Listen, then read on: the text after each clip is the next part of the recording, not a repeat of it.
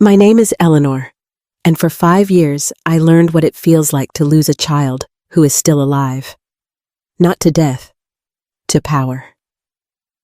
When my daughter Heidi married James Walton, people in our town said I should be proud. The Waltons were old money shipping contracts, real estate, a charitable foundation with their name carved into buildings like scripture. They said Heidi was lucky. They said love like that only came once. But a mother knows when joy is being rehearsed. The last time Heidi stood in my kitchen before her wedding, she hugged me longer than usual. Her hands trembled just enough for me to notice. "Mom," she whispered, "if I ever say I miss the garden, please come." I laughed then, brushing it off as nerves. I told her she could visit any time. I didn't know she was giving me a lifeline. After the wedding, everything changed. At first, the calls were regular, short but warm. Then they became careful, then rare, then gone. I wrote letters. They were returned unopened. I drove past the Walton estate once just to see if her car was there. A guard followed me until I turned around. He never spoke. He didn't need to. When I asked around town, people smiled in that tight, polite way that means stop asking. "Heidi's adjusting," they said. "She married into responsibility." Victoria Walton knows what's best. Victoria Walton. If you've never met her, imagine a woman who never raises her voice because she's never been told no. A woman who doesn't argue, she decides. She ruled her family the way corporations rule markets, quietly, completely, and without apology. So, when a cream-colored envelope arrived at my house on Heidi's birthday, my hands went cold. No return address, just the embossed W. Inside was an invitation, formal and impersonal. The Walton Foundation cordially invites you to celebrate Heidi Walton's birthday.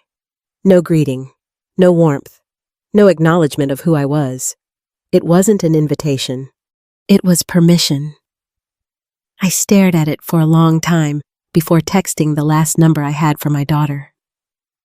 "Mom's coming. If you miss the garden, I'll bring it with me." No reply. That night, I wore black. Not because it was elegant, but because I needed armor. The Walton estate sat on the edge of town like it owned the land beneath it. Iron gates, manicured hedges, security that smiled without friendliness. Inside, the house glowed. Crystal chandeliers, soft jazz. Guests dressed like they'd never been told they were wrong in their lives. And then I saw my daughter. Heidi stood near the far wall, positioned like an afterthought.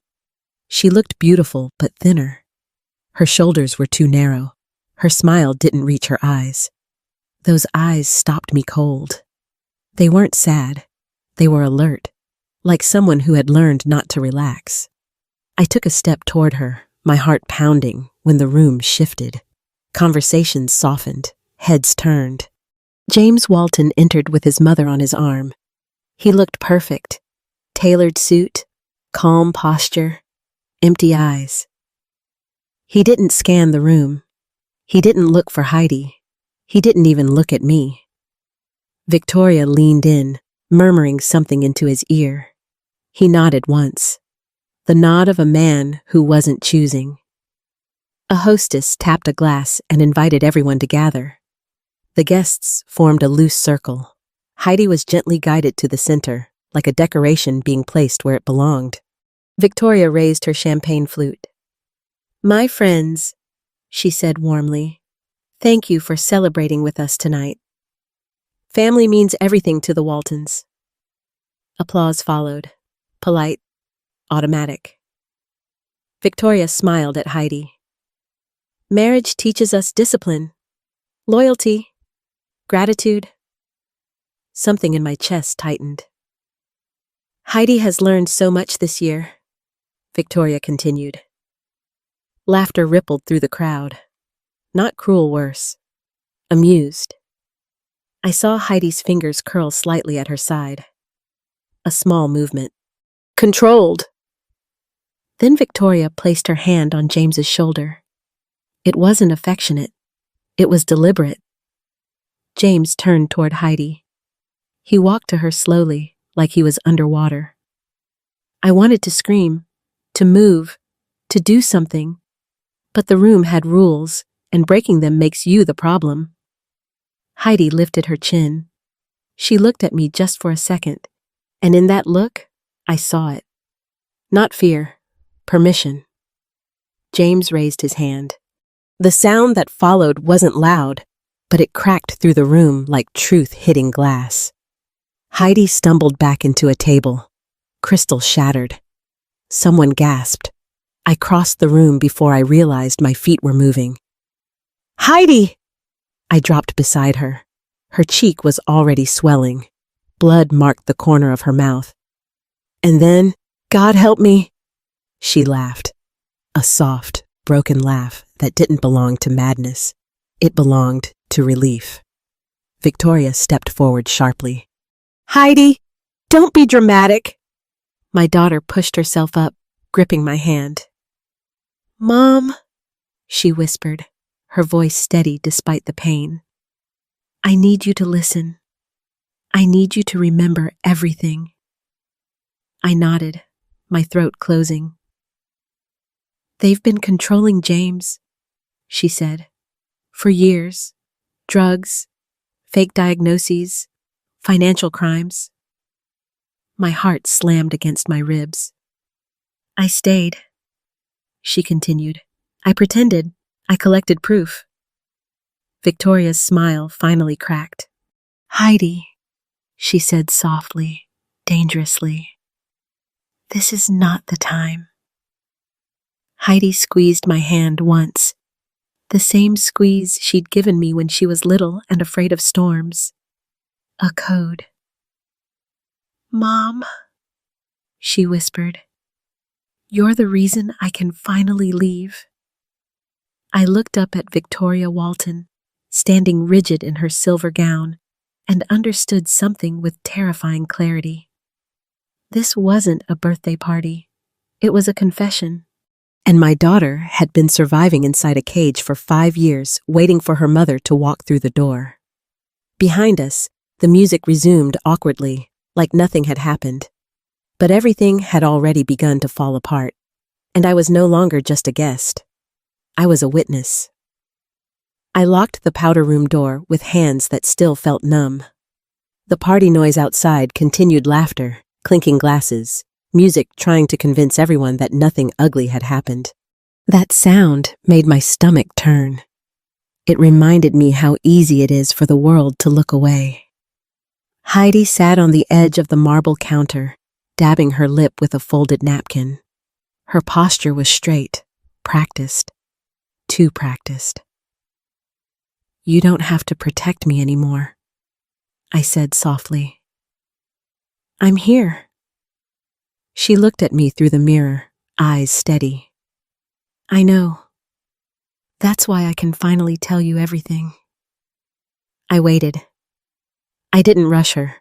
Mothers learn when silence is safer than questions. He wasn't always like this, she began. James, I mean. Her voice didn't shake. That scared me more than tears ever could.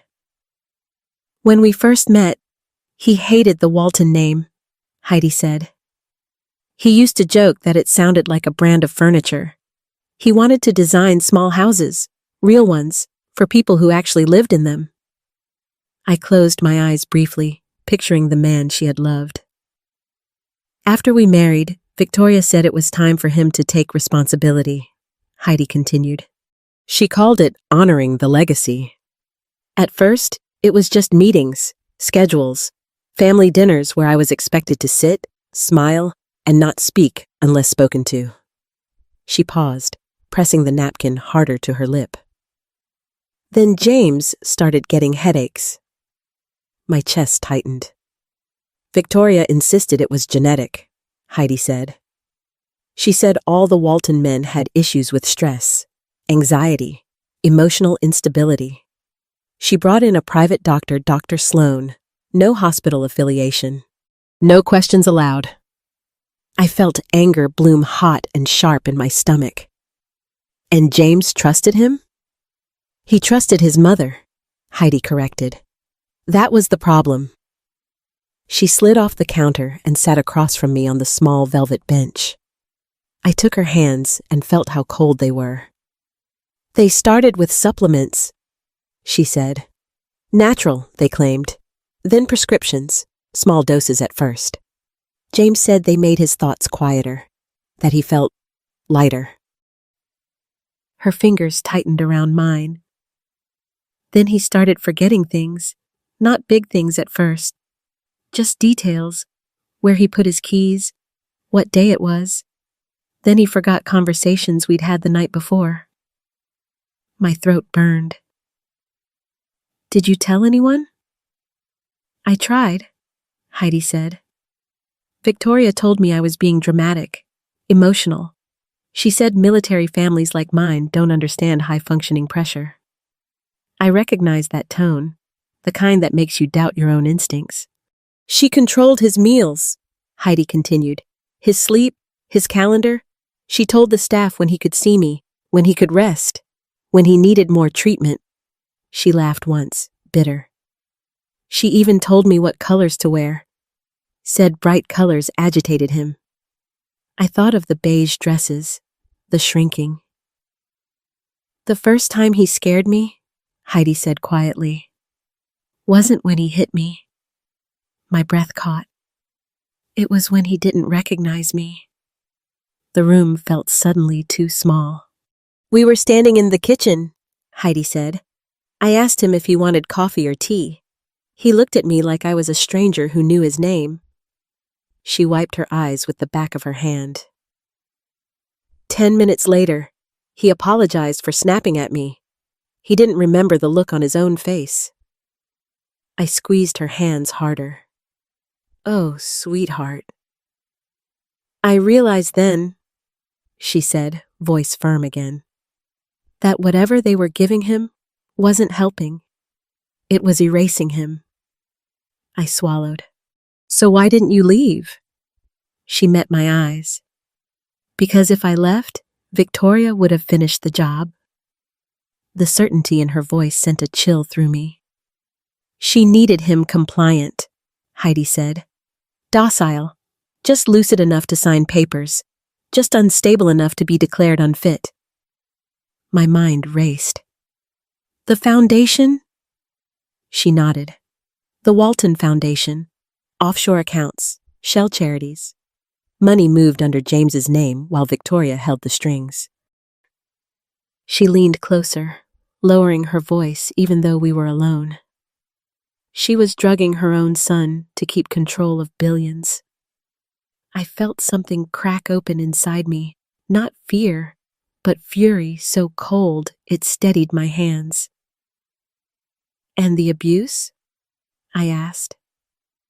Heidi didn't look away. Started small, food restrictions, locked doors for my safety. Then came the isolation, no phone without supervision, no visits. She hesitated. And sometimes, punishments.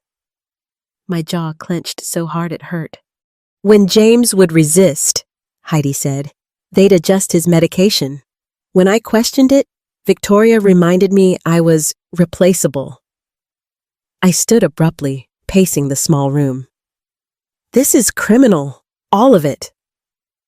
That's why I stayed, Heidi said. Because if I stayed quiet, they underestimated me.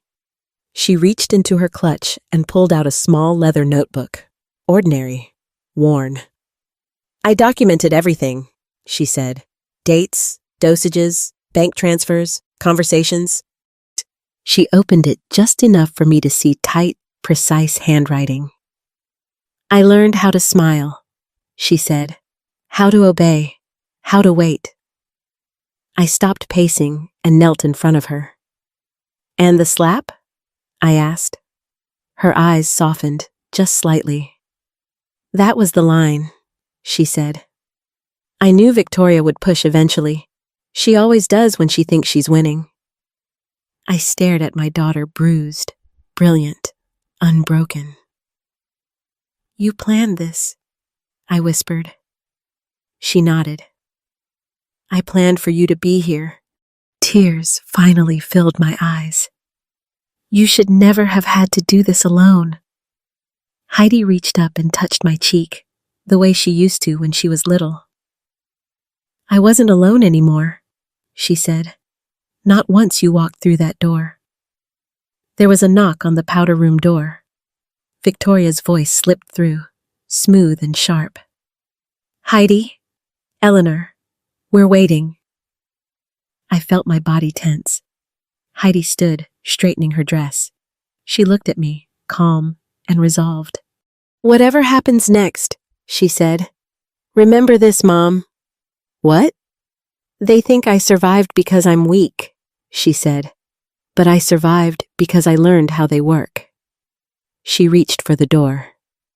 And now, she added quietly, it's their turn to underestimate the wrong woman. As she unlocked the door, I understood something with perfect clarity. My daughter hadn't been imprisoned by that family. She had been gathering the keys, and I was about to help her use them.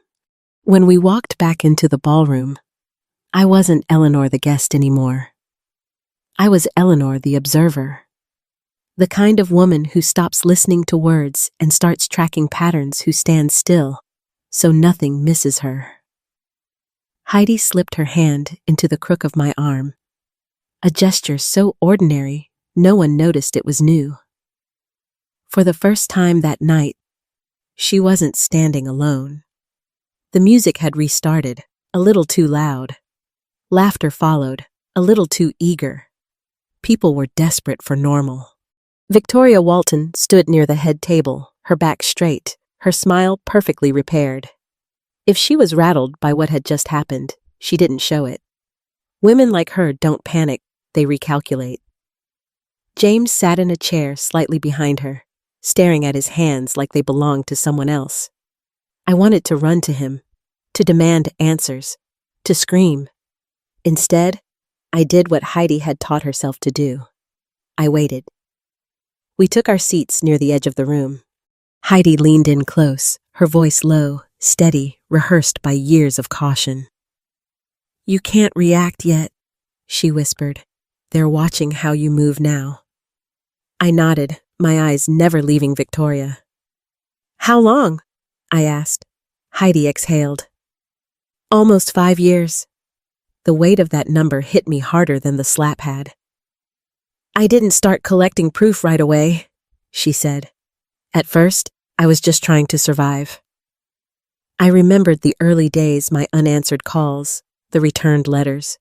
My guilt burned quietly in my chest. Victoria underestimated me, Heidi continued.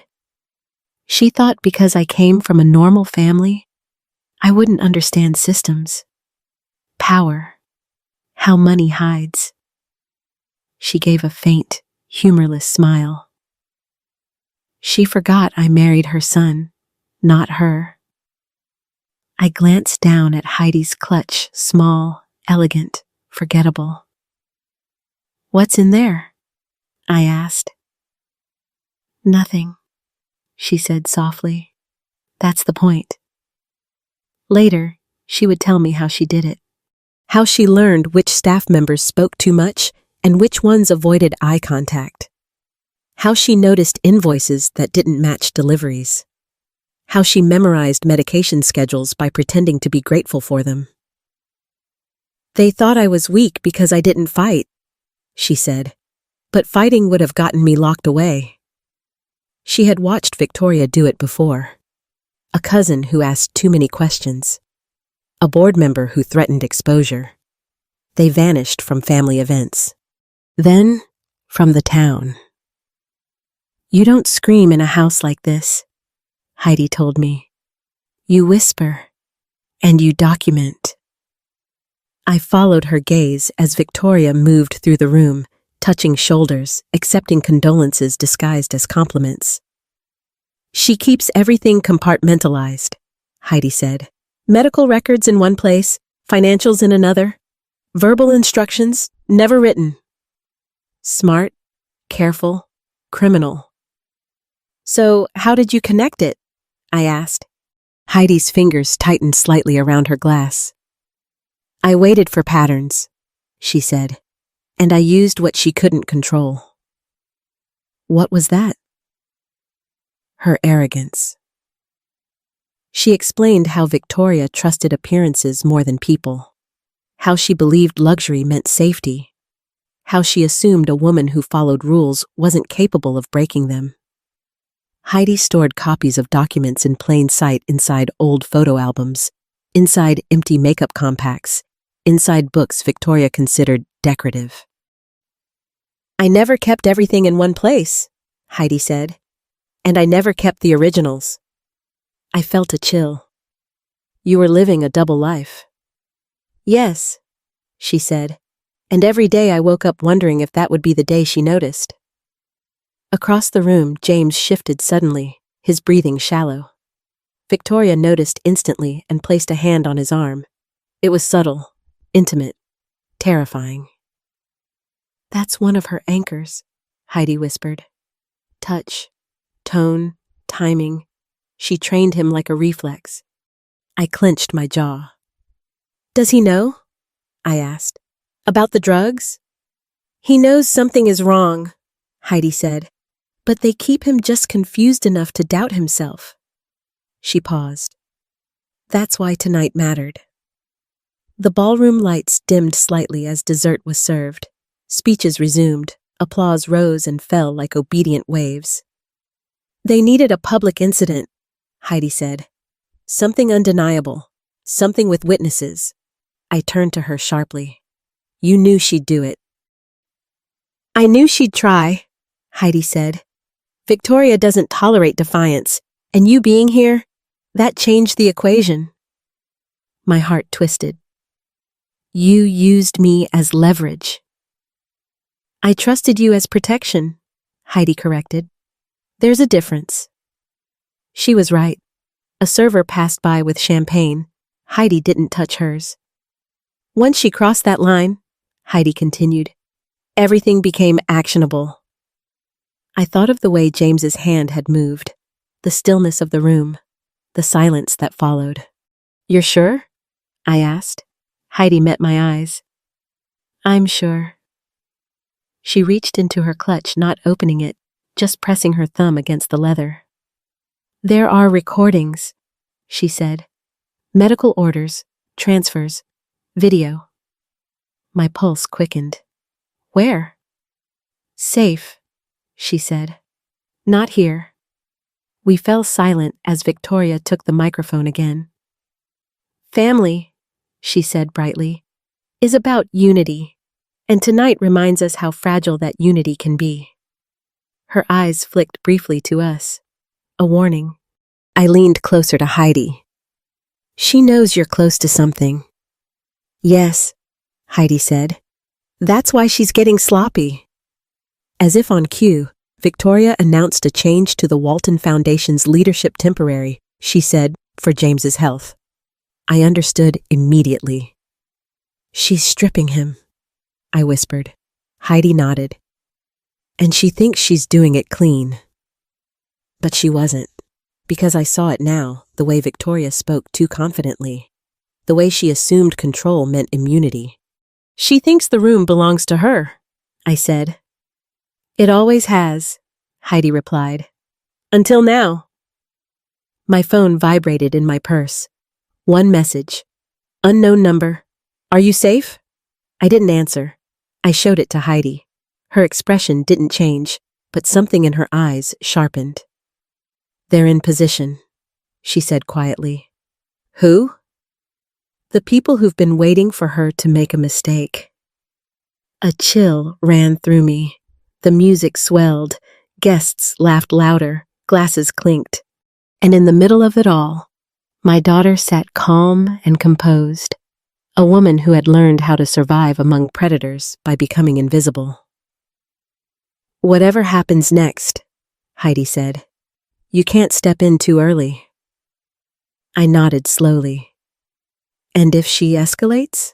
Heidi's voice dropped to a whisper. She will. She looked across the room at James, lost, drugged, alive. I stayed for him, she said, but I planned for myself. I reached for her hand and squeezed it. For both of you, I said. Heidi squeezed back once. The same code. And as Victoria raised her glass for another toast, smiling like a queen secure on her throne, I realized something that sent a steady calm through my bones. Power like hers doesn't fall from rebellion. It falls from records, from dates, from proof, from witnesses who remember everything. And tonight, I was no longer just a mother watching. I was part of the evidence. By the time dinner was announced, the room had decided what it wanted to believe, that nothing was wrong. People are very good at that, choosing comfort over truth, especially when truth threatens their invitations, their donations, their proximity to power. Crystal chandeliers dimmed into a softer glow. Servers glided across the marble floor with plates arranged like art. The string quartet shifted to something slower, elegant, forgiving. Forgiving is what they wanted the night to be. Heidi and I were guided to our seats far from the head of the table. Not an accident, never an accident in houses like this. Victoria sat beside James, one hand resting lightly on his forearm, as if she were steadying him. To the untrained eye, it looked like care. To me now, it looked like control. James's gaze drifted, unfocused. He picked at the edge of his napkin, folding and unfolding it with mechanical precision. He's fighting, Heidi whispered. She can feel it. I watched Victoria lean closer, her lips barely moving as she spoke to him. James stilled. Whatever she said, it worked. Dinner passed in fragments, polite conversation, forced laughter. A senator complimented the foundation. A judge praised Victoria's commitment to family values. I felt my jaw tighten. Halfway through the main course, Victoria stood. The room followed her movement instantly. Forks paused midair. Conversations died. My friends, she said, raising her glass, I'd like to share something important. My spine straightened. Heidi didn't move, her eyes fixed on Victoria with a calm that terrified me. As many of you know, Victoria continued, James has been facing some challenges. Sympathetic murmurs rippled through the crowd. As his mother, she said, it is my duty to protect him and to protect this family. She turned slightly, angling herself so the room could see James clearly. For that reason, Victoria said, effective immediately, I will be assuming temporary control of certain family assets. Applause followed, not thunderous, respectful. James didn't clap. Heidi leaned closer to me. There it is. She's declaring him unfit, I whispered. Yes, Heidi said, in front of witnesses. Victoria smiled, basking in approval. Then her eyes shifted sharp, deliberate toward us. And of course, she added lightly, this is all with James's full understanding. She placed her hand on his shoulder again. I saw it now, the exact pressure point, the pause, the timing. James nodded. Something in the room shifted, a subtle tension, like air before a storm. Victoria's smile sharpened. And now, she said, I'd like to thank my daughter-in-law for her resilience. Heads turned toward Heidi. She's had a difficult year, Victoria continued. Adjustment can be hard for women who marry into responsibility. The word women landed like a blade. Heidi didn't look down. She didn't shrink. She lifted her chin. Victoria's eyes flickered just for a second. Defiance. The thing she couldn't tolerate. Heidi, Victoria said sweetly, Why don't you stand? My heart began to race. Heidi rose slowly. The room watched, curious, expectant. Yes, Mother, Heidi said evenly. The title wasn't submission. It was bait. Victoria gestured vaguely. Tell everyone how grateful you are to be part of this family. Silence stretched. Heidi took a breath.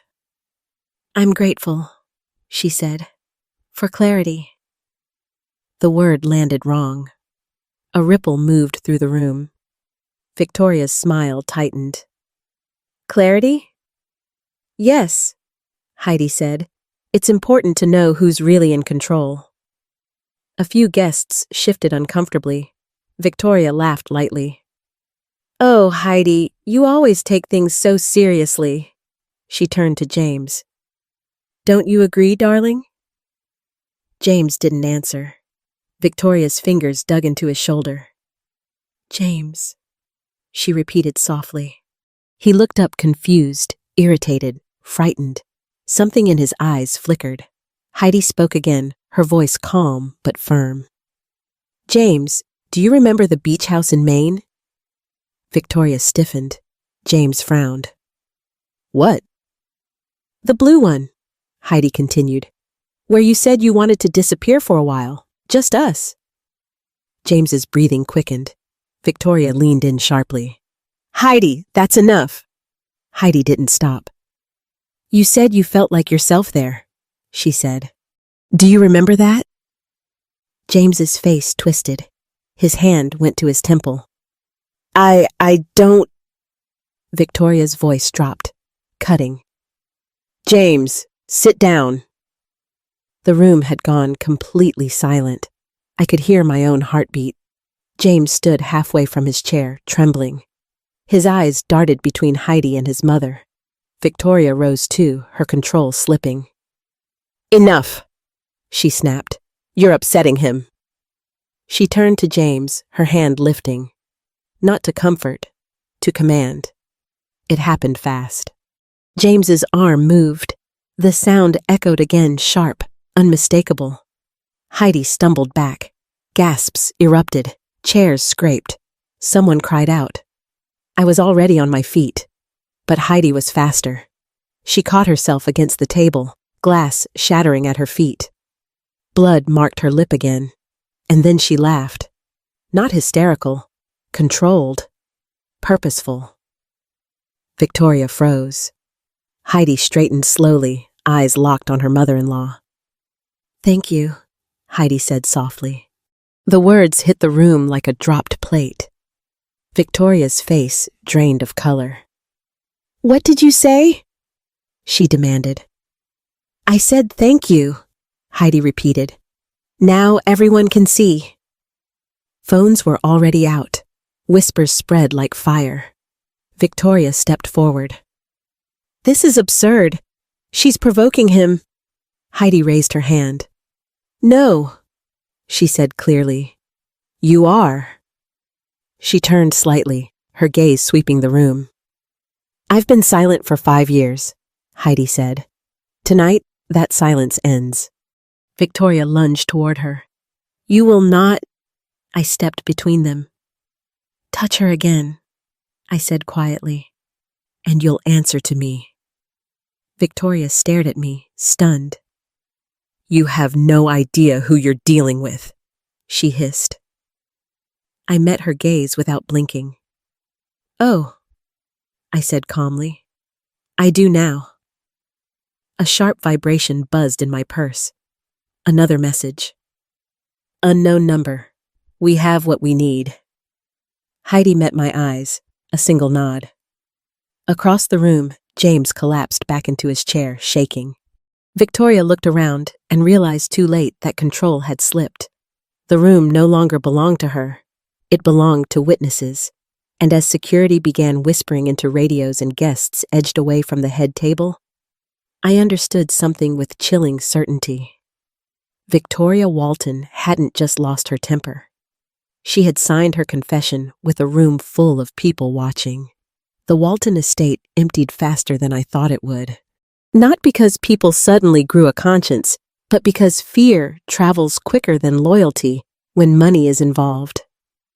Guests avoided eye contact as they left. Some whispered apologies they didn't mean.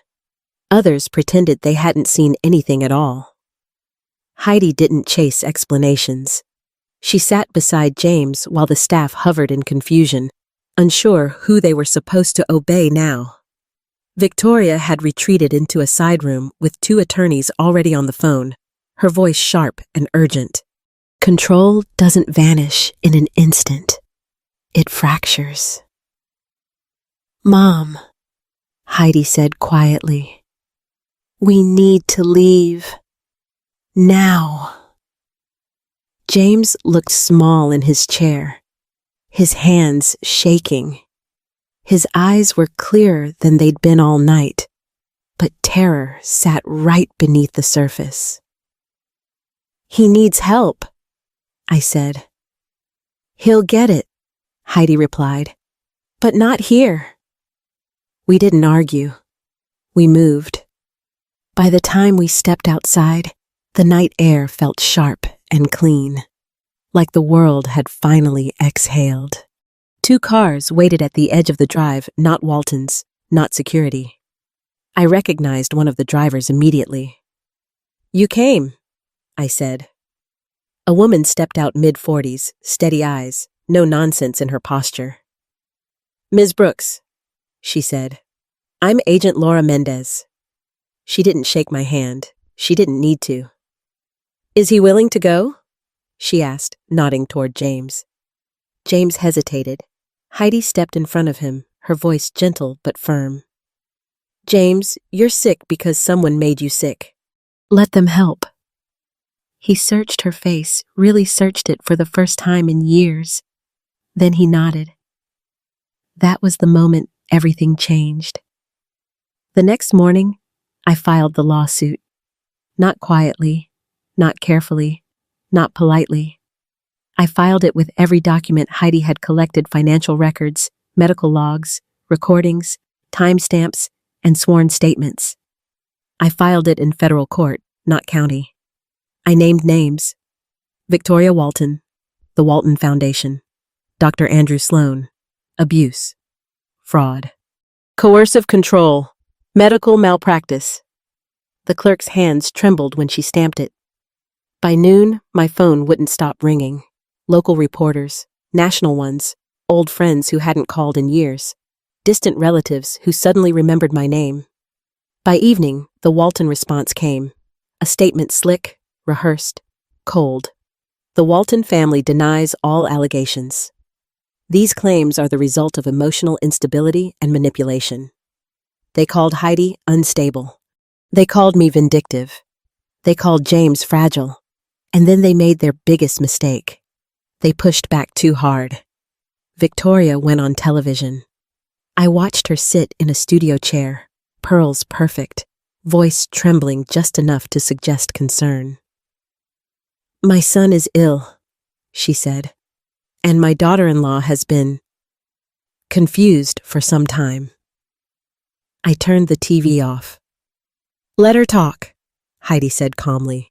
She's digging. Behind the scenes, subpoenas were already moving. The foundation's accounts were frozen. Offshore transfers flagged. Dr. Sloan's license suspended pending investigation. And then 3 days later, the call came. Eleanor, my attorney said, voice tight. We have a witness. I sat down slowly. Who? The housekeeper, he said. The one who quit last year.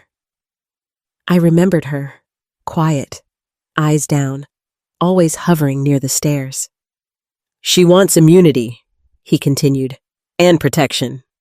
She gets both, I said without hesitation. The deposition lasted 6 hours.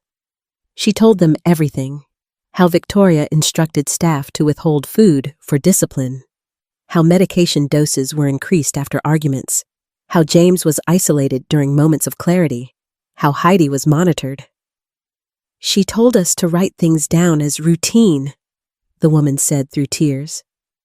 But it wasn't routine, it was punishment. The dam broke. Former employees came forward. A junior accountant admitted to falsifying entries. A nurse testified about altered charts. The case grew teeth. Victoria's lawyers tried to slow it motions, delays, character attacks. They painted me as a bitter widow, Heidi as manipulative, James as unreliable. Then James testified.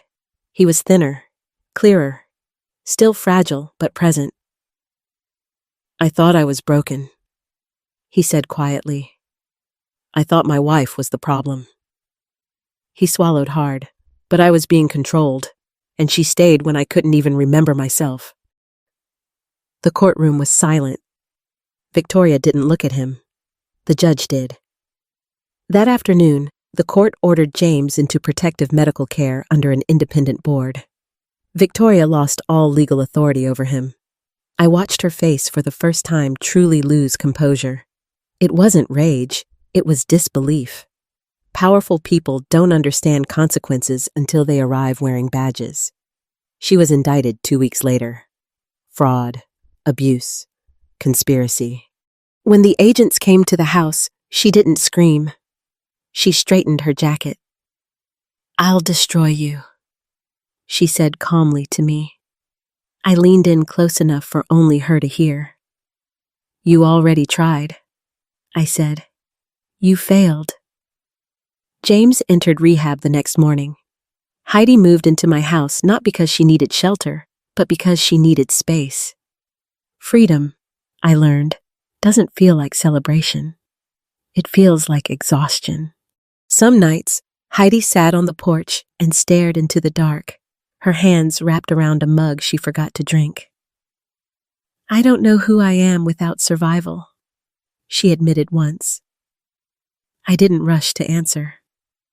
"You'll figure it out," I said finally.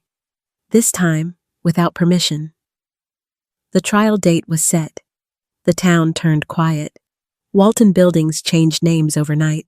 And one evening, as Heidi watered the garden she'd planted behind my house, she looked up and smiled, really smiled. "They underestimated the wrong people," she said. I nodded. They always do. Because they think power lives in money. They forget it also lives in memory, in proof, and in mothers who never stop watching. Freedom didn't arrive with applause. There were no cameras when it finally settled into our lives, no speeches, no dramatic music, no moment where the world stopped and acknowledged what my daughter had survived. Freedom came quietly, like a door closing behind you without slamming. The day the verdict was read, the courtroom was half empty. The Walton name no longer drew crowds. Power fades quickly when it's exposed to light, and people are rarely loyal to ruins. Victoria Walton stood when the judge entered, her posture still perfect, her expression carefully neutral. She wore a gray suit instead of pearls. No jewelry, no softness. She looked smaller. Not fragile, just reduced. The charges were read slowly, methodically. Fraud, medical abuse, coercive control, conspiracy. Words that sounded clinical, almost polite, compared to what they represented. When the judge spoke the sentence, Victoria didn't react. No tears, no protest. Only when the bailiff stepped forward did her eyes flick, just once, toward Heidi. Not apology, not regret, calculation. I stood slightly in front of my daughter without thinking. Old instincts don't disappear just because the danger has passed. James wasn't there. He watched from a secure medical facility under the care of doctors who answered to ethics instead of money. Heidi squeezed my hand when the gavel struck. It was done, and still nothing exploded. Outside the courthouse, reporters waited, microphones raised, hungry for a reaction. I stepped past them without speaking. Heidi followed, her face calm, her shoulders squared. "What now?" someone shouted. Heidi didn't answer, because freedom doesn't explain itself. The weeks that followed were slow, painfully slow. James began detox under supervision. Some days he was clear, articulate, even gentle. Other days, he was angry, ashamed, or lost in fog that lifted and returned without warning. Heidi visited him once a week. Not every day. That was her boundary. "I love him," she told me one evening, sitting at the kitchen table with a mug gone cold. "But I can't be his caretaker. Not again." I nodded. "That's not abandonment." "It feels like it," she admitted. "No," I said softly. "It's survival with dignity." James understood eventually. One afternoon, a letter arrived addressed to Heidi. The handwriting was uneven, hesitant. She read it twice before handing it to me. "I don't remember everything," James had written, "but I remember this. You stayed when it cost you everything. I don't deserve that. I'm not asking you to wait. I'm asking you to live." He signed his name simply. No last name. Heidi folded the letter and placed it in a drawer, not as a promise, but as closure. The Walton Foundation dissolved quietly. Assets were seized, redistributed, audited. Buildings changed plaques overnight. The town pretended it had never believed the myth. That's what towns do.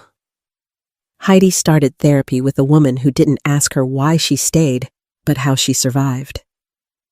She slept late for the first time in years, ate what she wanted, learned how silence could be peaceful instead of dangerous. One morning, I found her in the backyard, kneeling in the soil. "What are you planting?" I asked. She looked up, dirt on her hands, smiling faintly. "Tomatoes." I blinked. "You hate tomatoes." "I know," she said, "but I want to grow something that doesn't remind me of anything." That was when I understood. Healing isn't about returning to who you were. It's about becoming someone new without asking permission. Months later, Heidi stood in front of the mirror in a simple dress not chosen by anyone else. No makeup beyond what she liked. No careful calculation. She turned to me. "Do I look okay?" I laughed softly. "You look real." She smiled, and this time it reached her eyes. James was released from treatment under strict conditions.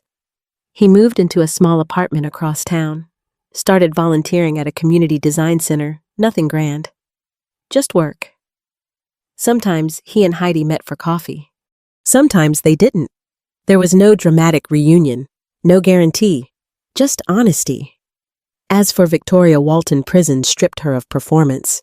She lost weight, lost access, lost relevance. Once, months later, I received a message through my attorney, a request for mediation. I declined. Some doors close forever, and that's not cruelty. That's wisdom. On the anniversary of Heidi's birthday, the one that broke everything, we sat together on the porch as the sun went down. The garden behind us had grown wild and uneven. "I used to think justice would feel louder," Heidi said. I nodded. "Me too." "But this," she added, gesturing at the quiet street, the soft evening air.